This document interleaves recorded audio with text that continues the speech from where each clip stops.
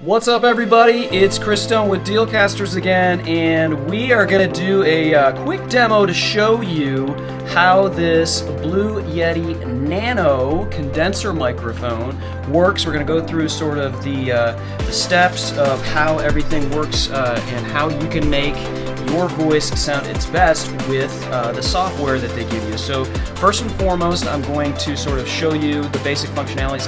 I've got this plugged into my computer here at the bottom, so you're coming out of the bottom of your microphone here, and it's USB 2.0 into your PC or Mac, compatible with both. You've got a headphone jack here as well.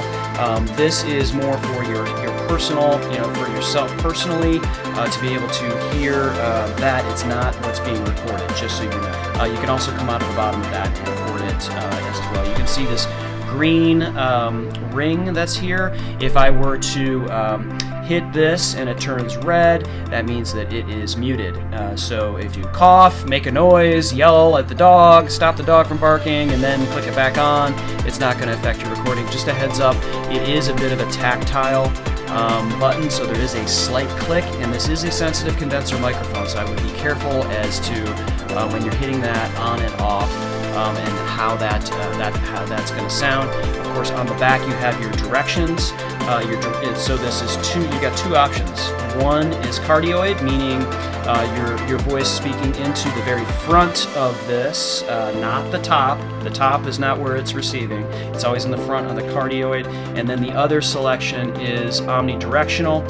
And so the omni or omnidirectional is what you click, and you would get the sound coming from all around the microphone. So maybe you set it in the middle of the conference table, or something where you have multiple people speaking and this is only one mic option that you have. So there you go. That's sort of the setup. I would highly recommend that you buy a boom arm and a shock mount for this microphone in addition to this, especially if you're doing podcasting or live streaming, because that's going to get your microphone off of the desktop. This sits on the desktop and it looks really cool.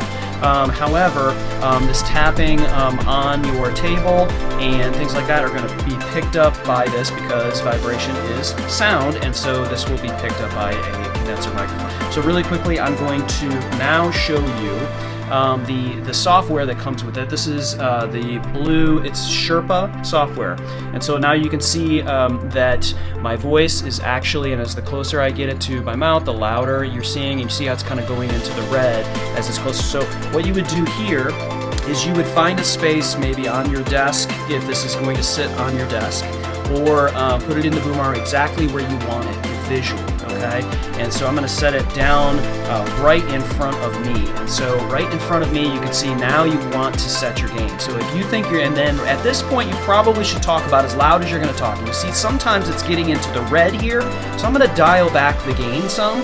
You really want it in that yellow area. So that's technically about -6 to -12 dB, and that's probably the most you want to be at. So that's going to make sure that if it goes into the red, you start clipping on your recording, and there's really no way to fix that. So it's better to be low and not low, but just right in the yellow. And so it's just I could see that went a little red, and so I'm going to dial it back. So 36 seems to be about the sweet spot for that. I've got it on the cardioid pattern, but so here in the software, you can actually click to adjust whether or not you want to go to omni or cardioid without touching your mic, which is, you can do that in the middle of a recording, which I wouldn't suggest, but it's always a possibility.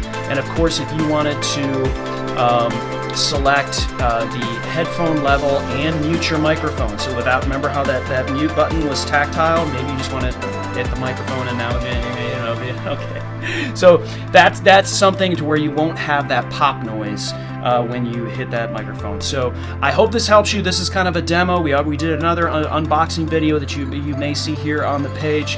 And as always, I hope it helps you.